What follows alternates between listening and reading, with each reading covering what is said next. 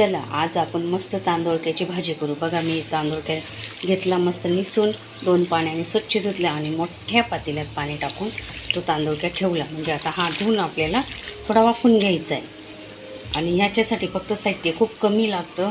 तर बघा जिरं, मोहरी आणि लसूण आणि मिरच्या दळून घेतल्या। चला तर मग आता हे वाफायला टाकू।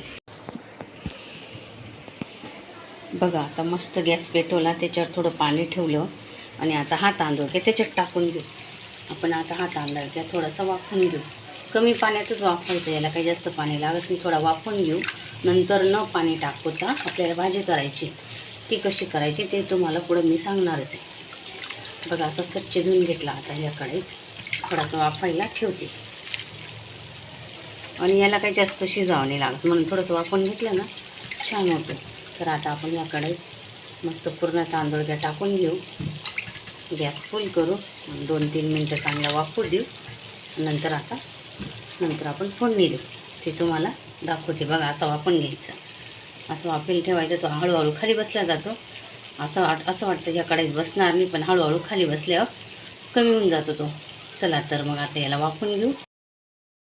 ही बघा वाफून घेतली भाजी, किती मोठी होती, किती झाली हे बघा, एवढीच झाली।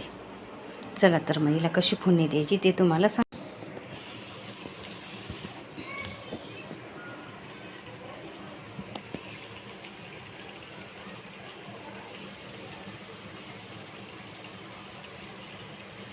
बघा गॅस चालू केला, त्याच्यावर कढई ठेवली। आता आपण टाकू त्याच्यात तेल, त्याच्यातलं पाणी जळू देऊ, मग तेल टाकू। हां तुम्हाला सांगायचं लक्षात नाही राहिलं, 2 छोटे कांदे बारीक कापून घ्यायचे। आपल्याला या भाजीत कांदे पण टाकायचे, कांद्याचं पण महत्त्वाचं रोल आहे या भाजीत। चला तर मग आता मस्त पाणी जळू देऊ कढईतलं।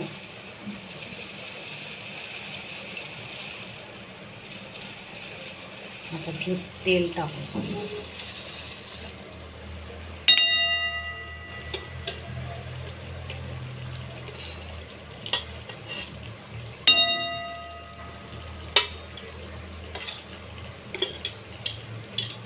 तेल टाकून घेऊ, मस्त तेल गरम होऊ देऊ, लगेच कांदा टाकू।